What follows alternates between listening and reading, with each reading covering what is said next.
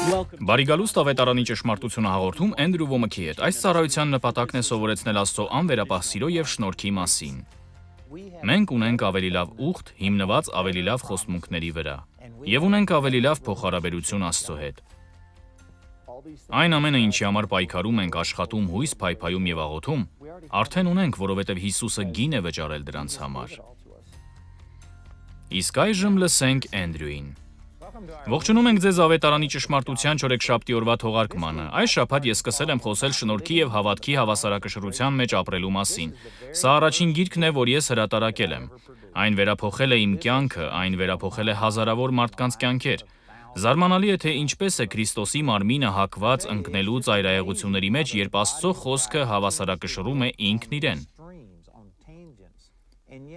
Մենք կարող ենք վերցնել մեկ ճշմարտությունը, բացառելով որևէ այլ ճշմարտություն։ Դա հանգեցնում է հերձվածության։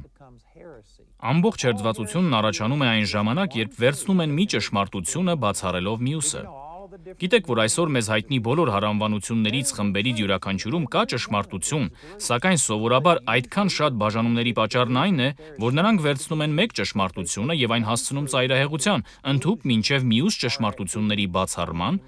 եւ հիմնականում Քրիստոսի մարմինը կենտրոնացել է կամ Աստծո մասի, այն է շնորհքի վրա, կամ մեր մասի, այն է հավատքի վրա, մինչդեռ հարկավոր է այս երկուսն իրար միացնել։ Աստծո գերբնական զորությունը մեր կյանքում ընդունելու համար պետք է հասկանանք, որ Աստված շնորհքով ամեն բան արդեն ապահովել է։ Բայց մենք պետք է հավատքով արձագանքենք այն բանին, ինչ Աստված արել է արդեն։ Այժմ միգուցե այս տերմինաբանությունն այդքան էլ հարազատ չէ ձեզ, սակայն ես խոստանում եմ, որ այն ճշմարտությունները, որոնք ես այստեղ ներկայացնում եմ, այնպիսի բաներ են, որոնց հետ անպայման գործ կունենա մեր հեռուստադիտողներից յուրաքանչյուրը։ Սա մի բան է, որը շատ օգտակար է, ու ես խնդրում եմ ձեզ բացել ձեր սրտերը եւ թույլ տալ, որ Աստված խոսի ձեզ հետ, որովհետեւ սա կարող է փոխել ձեր կյանքը։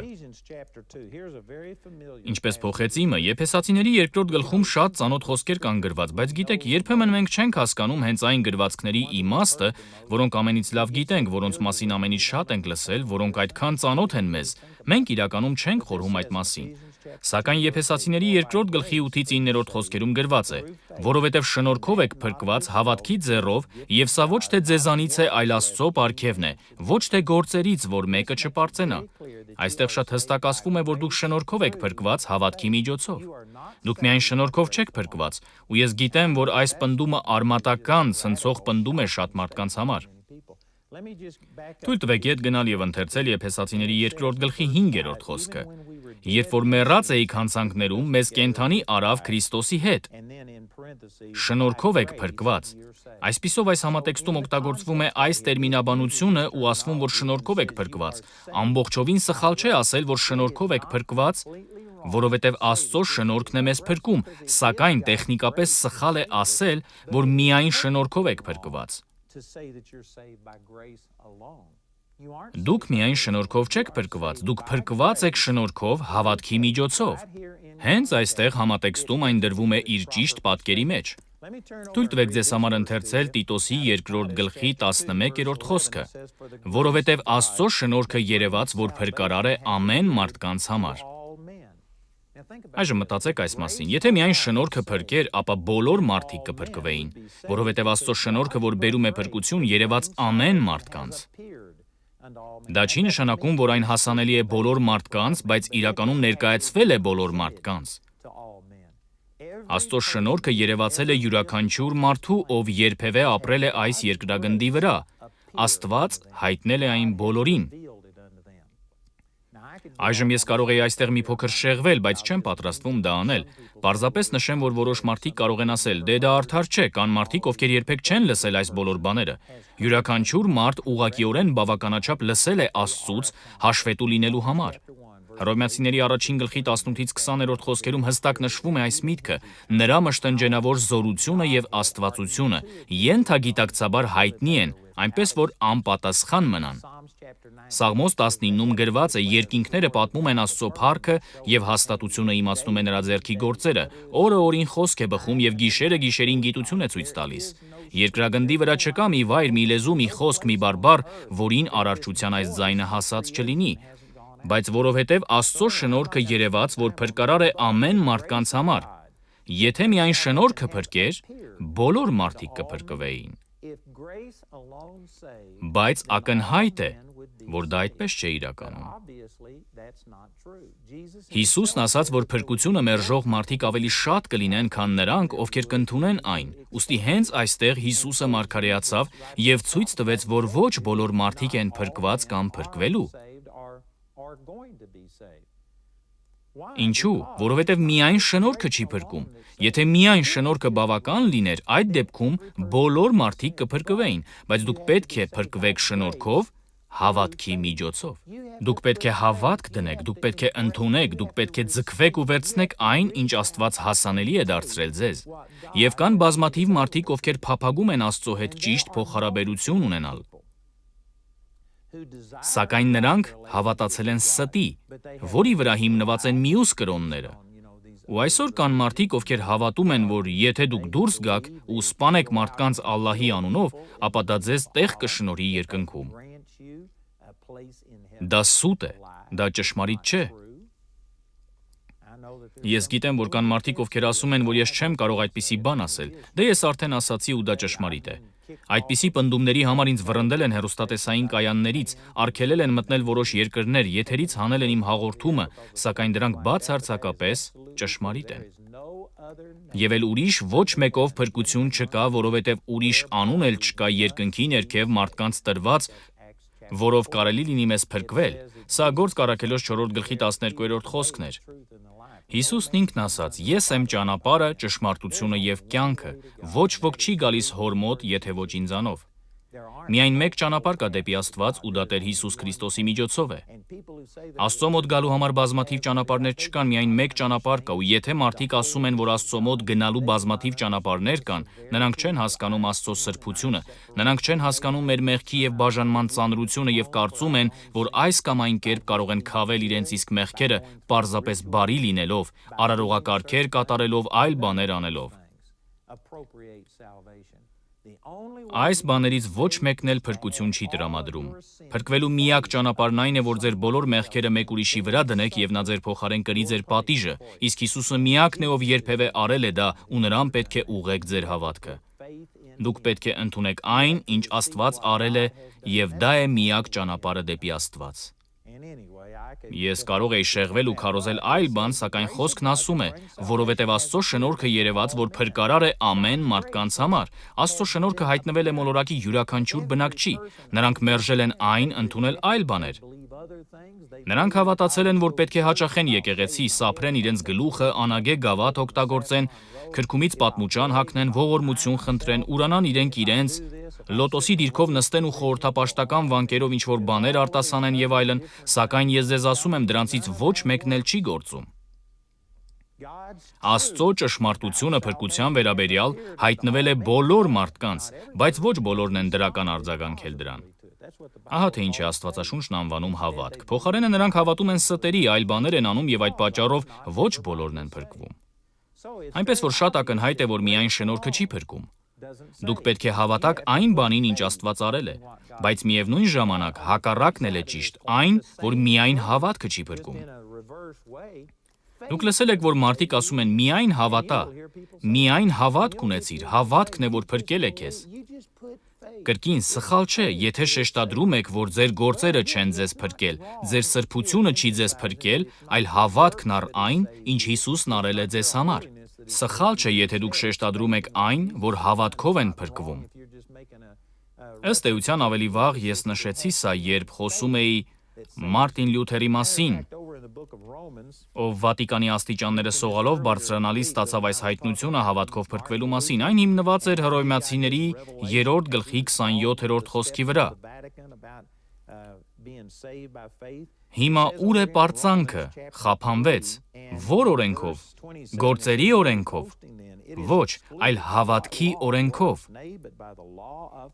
Ուրեմն համարում ենք, որ մարդը հավատքով է արդարանում, առանց օրենքի գործերի։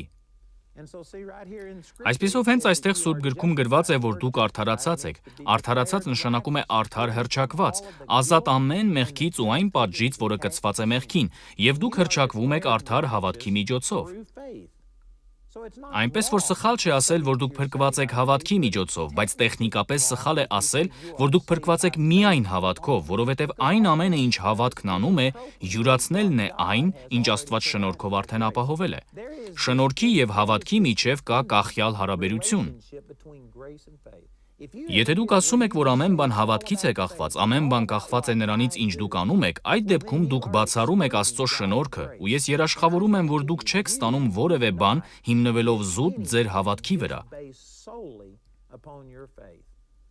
Եթե Աստված այն արդեն շնորհքով ապահովված չլիներ, ձեր հավատքը ոչինչ չէր կարող անել։ Ու եթե դուք սկսեք շեշտը դնել հավատքի վրա, առանց շեշտադրելու այն, որ հավատքը պարզապես յուրացնում է այն, ինչ Աստված արդեն ապահովել է, այդ ժամանակ հավատքն այլևս հավատք չէ։ Փոխարենը դա օրինապաշտություն է, գործեր, ջանքեր, հին կտակարանական մտածելակերպ, իսկ դա այն է, ինչից Հիսուսը եկավ մեզ ազատելու։ Ես հանդիպել եմ բազմաթիվ մարդկանց, ովքեր պարզապես սպառվել են, որովհետև շեշտադրել եւ կենտրոնացել են այն ամենի վրա, ինչ պետք է իրենք անեն, ու մոռացել են Աստծո բարությունը, շնորհքն ու ողորմությունը։ Բայց մյուս կողմից կան մարդիկ, ովքեր վերցնում են Աստծո շնորհքը ու ասում, որ Աստված գերիշխան է, նա ինքն է ընտրում, թե ինչ անի, դուք ոչինչ չեք կարող վերահսկել, ամեն բան Աստծուց է կախված, իսկ դա ամբողջովին վերացնում է հավատքի դերը։ Երեկ ես օգտագործեցի այս խոսքը Հռոմեացիների 5-րդ գլուխ 2-րդ խոսք, որով ընդունեցինք հավատքով այս շնորհքի մեջ մտնելն էլ, որովհետև Աստծո շնորհքը երևաց, որ փրկարար է ամեն մարդկանց համար։ Բայց ոչ բոլորն են օգտվում Աստծո շնորհքից, որովհետև նրանք այն չեն ընդունել հավատքով։ Շնորհքն ու հավատքը միասին են։ Շնորհքն այն է, ինչ Աստված մեզ համար արել է մեզանից անկախ։ Հավատքը մեր արձագանքն է նրան, ինչ Աստված արել է մեզ համար։ Դրանք պետք է միանան իրար, միավորվեն, որպեսզի արձակեն իրենց ողջ զորությունը։ Թույլ տվեք մեկ այլ օրինակ բերել։ Մարկոս 11-րդ գլխում Հիսուսը սովորեցնում էր հավատքի մասին օրինակ բերելով թզենին։ Նա անիծեց թզենուն եւ այն չորացավ, ու աշակերտները պարզապես ցնցված էին տեսնելով, որ դա կատարվեց առանց նրա կողմից որևէ ֆիզիկական գործողության։ Նա աղ չլցրեց թզենու վրա, չկտրեց այն, ոչինչ չարեց, թզենին պարզապես չորացավ, ու երբ նրանք տեսան, դա զարմացան եւ տեսեք, թե ինչպես Հիսուսը նրանց պատասխանեց։ Մարկոսի 11-րդ գլխի 23-րդ խոսքում նա ասաց. «Որովհետև ճշմարիտ ասում եմ ձեզ, թե ով որ այս սարին ասի վեր կաց եւ ծովն ընկիր, եւ իր սրտում չերկմտի, բայց հավատա, թե ինչ որ ասում է կլինի նրան, կլինի ինչ որ ասի»։ Ապա 24-րդ խոսքը, սա առանձնահատուկ տեղ է, այստեղ Հիսուսն ասում է. «Սրա համար ասում եմ ձեզ, թե ամեն ինչ որ աղոթք անելով խնդրեք, հավատացեք, թե կառնեք եւ կլինի ձեզ»։ Տեսեք, այստեղ պատասխանատվությունը մեզ վրա է դրված։ Դուք պետք է հավատաք, որ կստանաք։ Նա ասում է աղոթք անելով, այլ ոչ թե տեսնելով։ Հասկանում եք, շատ մարդիկ կան, ովքեր հավատում են Աստծո գերիշխանությանը, հավատում, որ Աստված կարող է ամեն բան անել, բայց չգիտեն, թե ինչ է նա պատրաստվում անել։ Նրանք չեն հավատում աստվածաշնչյան խոստումներին։ Օրինակ գրված է. «Աղոթք եմ անում, որ ամեն բանի մեջ հաջող եւ առողջ լինես»։ Ինչպես քո հոգին հաջող է։ Նրանք չեն հավատում, որ դա իսկապես Աստծո կամքն է։ Բայց սրանից ավելի պարզ չէր կարող լինել։ Ես կամենում եմ սա իմ կամքն է քեզ համար։ Ցանկանում եմ, որ ամեն բանից վեր բարգավաճես եւ առողջ լինես։ Իսկ մարդիկ ասում են. «Դե մենք երբեք չգիտենք, թե որն է Աստծո կամքը»։ Ոչ, դուք գիտեք, հենց նոր նա հայտնեց դա։ Նրա կամքն է, որ դուք բարգավաճեք եւ առողջ լինեք։ Իսկ մարդիկ ասում են. «Դե Աստված, ես գիտեմ, որ դու կարող ես դա անել, եթե քո կամքն է, խնդրում եմ բժշկիր ինձ»։ Ու նրանք նույնիսկ մտածում են, որ այդպես էլ Հիսուսն էր աղոթում։ Հիսուսն այդպես չէր աղոթում, եթե դուք թերթեք ավետարանները ու նայեք, թե ինչպես էր նա աղոթում Գեթսեմանում, ապա կտեսնեք, որ նա չէր աղոթում ու ասում Տեր, եթե քո կամքն է, նա ասում էր սակայն ոչ թե իմ կամքը, բայց քո կամքը լինի։ Այլ խոսքերով նա ասում էր ես ատում եմ սա, ես ատում եմ այն, որ պետք է մեղք դառնամ, ես ատում եմ ողջ պղծությունն ու ապականությունը, որ պետք է վերցնեմ ինձ վրա, միթե ուրիշ ճանապարհ չկա, եթե կա, ապա թող այս բաժակն անցնի ինձանից։ Սակայն ոչ թե իմ կամքը, բայց քո կամքը լինի։ Դա հնազանդության աղոթք էր, իր անձնական ցանկությունը Աստծո ցանկությանը հնազանդեցնելը։ Դա այսպիսի աղոթք չէր, Աստված, ես չգիտեմ, թե որն է քո կամքը ու եթե քո կամքն է այս բանն արա, սա խոսքի ամբողջովին սխալ կիրառություն է։ Երբ աղոթում եք, դուք պետք է իմանաք, թե որն է Աստծո կամքը հենց այստեղ։ Մարկոս 11:24-ում ասվում է, որ ամեն ինչ որ աղոթք անելով խնդրեք, պետք է հավատաք, թե կառնեք և կլինի ձեզ։ Սա հանում է այս երկմտությունը։ Եթե դուք չգիտեք, թե որն է Աստծո կամքը, այդ դեպքում դիմեք խոսքին, գտեք այն գրվածքները, որոնք ասում են, թե որն է Աստծո կամքը։ Ու երբ գիտեք, թե որն է Աստծո կամքը տվյալ իրավիճակում, այդ ժամանակ աղոթեք ու հավատացեք, որ դուք ստանում եք հենց այդ ժամանակ, բայց եթե դուք աղոթում եք ու ասում, «Ո Աստված, եթե քո կամքն է», ապա այդ աղոթքը ձեզ ոչ մի տեղ չի հասցնի։ Դուք պետք է հավատաք, որ կստանաք, երբ աղոթեք, ոչ թե երբ տեսնեք, այլ երբ աղոթեք, ու այդ ժամանակ կլինի ձեզ։ Սրանով մենք պատասխանատվություն ենք ստանձնում հավատալու Աստծուն, երբ աղոթում ենք ու հավատում, որ ստանում ենք հենց այդ ժամանակ։ Ես գիտեմ մարդկանց, ովքեր վերցրել են հենց այս խոսքը ու շեշտել, որ իրենք ունեն պատասխանատվություն հավատալու ու ինչ որ աղոթք անելով խնդրեն կամ ցանկանան կունենան։ Նրանք այս խոսքը վերցրել եւ ամբողջովին առանձնացրել են Աստծո շնորհքից, ասելով, որ իրենք կհավատան ու կկարողանան շարժել Աստծուն։ Դա սխալ է։ Այդ մարդկանց մեջ կար մի կին, ով ապրում էր Արլինգտոնում, Տեխասի նահանգում, որտեղ ես մեծացել եմ։ Նա բացել էր ճակերտավոր աստվածաշնչյան դպրոց, այնտեղ հաճախում էին մի քանի ուսանողներ, եւ այս խոսքը նրանց աստվածաշնչյան հիմնական համարներից մեկն էր, ու այս կինը հավատում էր, որ իր ամուսինը ծառայող է լինելու, եւ այն մարդը, ում հետ նա ցանկանում էր ամուսնանալ, հայտնի ծառայող էր, որն արդեն ամուսնացած էր, սակայն այս կինը վերցրել էր այս խոսքը եւ ասում էր. Ինչ էլ խնդրեմ, ինչ էլ ցանկանամ կունենամ, իսկ այս մարդու հետ ամուսնանալն իմ ցանկությունն է, ուստի ես հռչակում եմ նրան որպես իմ ամուսին։ Այդ մարդու ամուսնացած լինելու փաստը նրան չէր մտահոգում։ Նա պարզապես անիծում էր կնոջը եւ հրամայում, որ նա մահանա ու հեռանա ընդհանուր պատկերից, որից հետո նա կամուսնանար այդ մարդու հետ։ Այս կինը նույնիսկ այնքան հեռու գնաց, որ ամուսնական արարողություն կազմակերպեց իր աստվածաշնչյան դպրոցի ուսանողների հետ, որի ժամանակ կարծեմ նա հարսանեկան զգեստ էր հագել։ Անշուշտ փեսացուն այնտեղ չէր, որովհետև նա միաբանության մեջ չէր, սակայն այս կինը հիմնվել էր այս խոսքի վրա, համաձայն որի ինչ էլ ցանկանաս եւ աղոթքով խնդրես ու հավատաս, որ կստանաս կլինի քեզ։ Այսպիսով նա հավատում էր, որ այս հայտնի ծառայողը կլինի իր ամուսինը եւ ճակերտավոր ասած հոգու մեջ ամուսնացել էր նրա հետ։ Պարզապես սպասում էր, որ նրա կինը մահանար եւ իրենք միանային ու ամուսնանային։ Անշուշտ շատ մարդիկ դիտելով այս հաղորդումը ասում են, դա սխալ է, չի կարելի այդպիսի բան անել։ Ինչու չի կարելի, չէ՞ որ գրված է, ինչ որ խնդրեք կամ ցանկանաք։ Չենք կարող վերցնել այս խոսքը ու ասել, որ ինչ որ մեկի ամուսնուն կամ կնոջը ցանկանալը հենց մեր խնդրանքն է։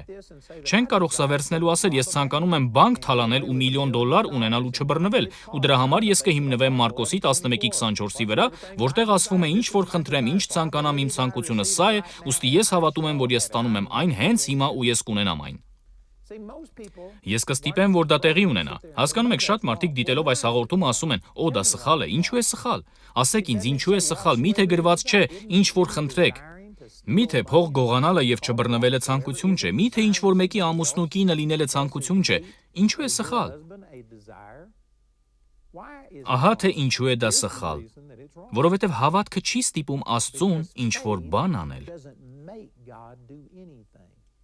Հավատքը չի շարժում Աստծուն։ Այնպես չէ, որ հավատքը բռնում է Աստծո ձեռքը ու ստիպում նրան շարժվել։ Քանի որ Աստված դու տվել ես այս խոսքը, ես հավատում եմ, որ դու կիրականացնես իմ ցանկությունը։ Ահա պատասխանը։ Հավատքը յուրացնում է միայն այն, ինչ Աստված արդեն ապահովել է շնորհքով։ Եթե Աստված դա շնորհքով չի տրամադրել, ապա ձեր հավատքը չի ստիպի, որ այն իրականանա։ Մարդիկ, սա հույժ կարևոր է։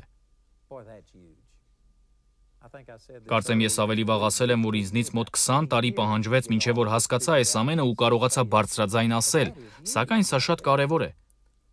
Հավատքը միայն յուրացնում է այն, ինչ Աստված արդեն շնորհքով ապահովել է։ Եթե նրա շնորհքը դա չի ապահովել, ձեր հավատքը չի կարող ստիպել, որ այն իրականանա, եւ սա է պատճառը, որ դուք չեք կարող վերցնել Մարկոս 11:24-ը եւ հավատալ մեկ ուրիշի ամուսնու կամ կնոջ համար ու անիծել նրան եւ հրամայել, որ նա մահանա, որպեսզի դուք ամուսնանաք այդ մարդու հետ, որովհետեւ Աստված իր քավությամբ ոչ շնություն է ապահովել, ոչ էլ սպանություն։ Շնորհքը երբեք չի ապահովել այս բաները, շնորհքը երբեք չի ապահովել գողությունն ու միլիոնավոր դոլարներ թալանելու համար անպատիժ մնալը։ Այդ է պատճառը, որ դուք չեք կարող վերցնել Մարկոս 11:24-ը եւ ասել. «Ես դավանում եմ բերանով եւ հավատում սրտով, որ ես բանկ եմ թալանելու ու չեմ բռնվելու։ Ինձ չեն կարողանա բռնել, ես դավանում եմ դա եւ հավատում համաձայն Մարկոս 11:24-ի։ Ոչ, դուք չեք կարող այդպես անել, որովհետեւ Աստված իր քավությամբ ձեզ համար գողություն չի ապահովել։ Հավատքը չի ստիպում Աստծուն որևէ բան անել։ Աստված արդեն մեզ համար բաներ է ապահովել Տեր Հիսուս Քրիստոսի քավության միջոցով։ Դա է շնորհքը։ Եվ այն ամենը, ինչ հավատքն անում է, ձգվելն է ու վերցնելը այն, ինչ շնորհքն արդեն ապահովել է։ Սա շատ կարևոր բան է։ Երբ ես տեսա սա, իմ վրայից ընկավ ամբողջ ճնշումը, որովհետև մի ժամանակ ես մտածում էի, որ պետք է ստիպեմ Աստծուն շարժվել։ Երբ հասկացա, որ Աստված շնորհքով արդեն շարժվել է, ու քանի որ դա շնորհք է, ապա ամբողջ շնորհքը եկավ Հիսուսի միջոցով։ Հովհաննես 1-ին գրված է. Շնորհքը եւ ճշմարտությունը Հիսուս Քրիստոսի ձեռով եղավ։ Հիսուսը լի էր շնորհքով, իսկ Հովհաննես 1:16-ում ասվում է. շնորհք շնորհքի տեղ։ Աստված ամեն բան արձակել է իր շնորհքի միջոցով, ու այդ շնորհքը եկավ Հիսուսի միջոցով 2000 տարի առաջ,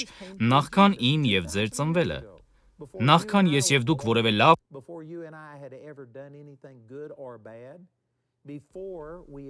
Աստված արդեն բավարարել է կարիքը Հիսուսի միջոցով։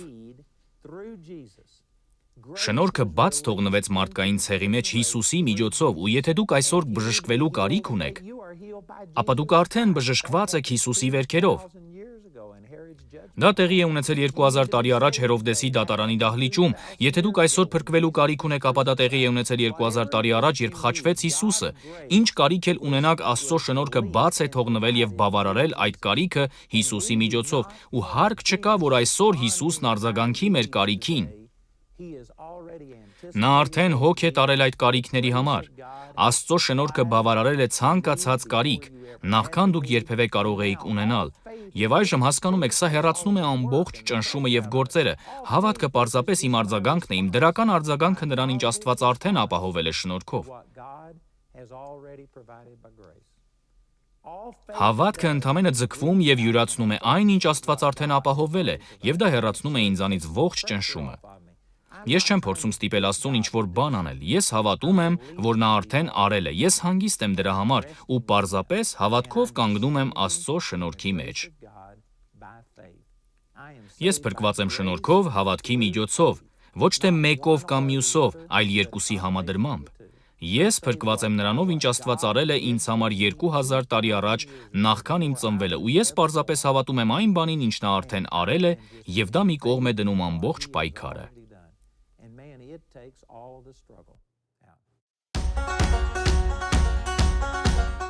Աստված ունի կատարյալ ծրագիր յուրաքանչյուրի համար։ Աստծո ծրագրերը միշտ ավելի լավն են, քան ձերը։ Եթե դուք Աստծո արքայության մեջ եք, ապա եղեք Աստծո արքայության մեջ։ Աստված հռչակել է, որ դուք արդար եք։ Սա վերապատրաստման դասընթաց է թագավորելու համար։ Ես դուրս կգամ որպես հաղթող։ Լսեք, Քրիստոսի խաչը Աստծո զորությունն է, որը փոխելու է մարդկանց կյանքերը, դա ավետարանի ուղերձն է։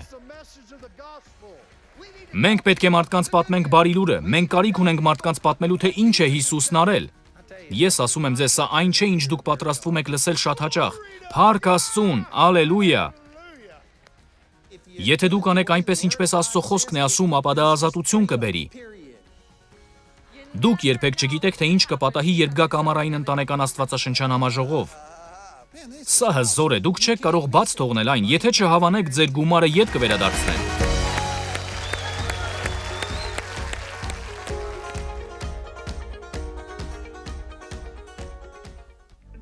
Եթե ցանկանում եք հաճախել Խարիս աստվածաշնչյան քոլեջ, բայց չեք կարող թողնել ձեր բնակավայրը եւ տեղափոխվել,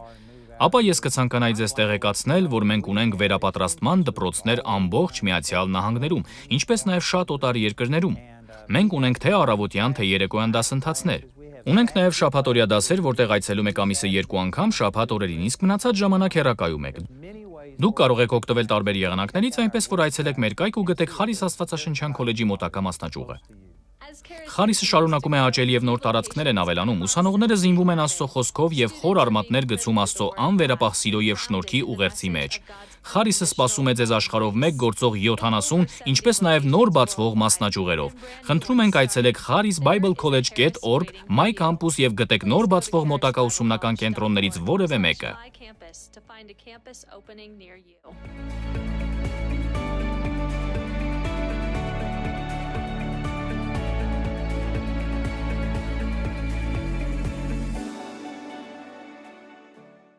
Ցանկանում եմ ձեզ տեղեկացնել մի բանի մասին, որը շատ քիչ մարդիկ են գիտակցում։ Մենք մեծ աշխատանք ենք կատարում աշակերտության ուղղությամբ եւ ունենք մի ծրագիր, որն անվանել ենք Demo։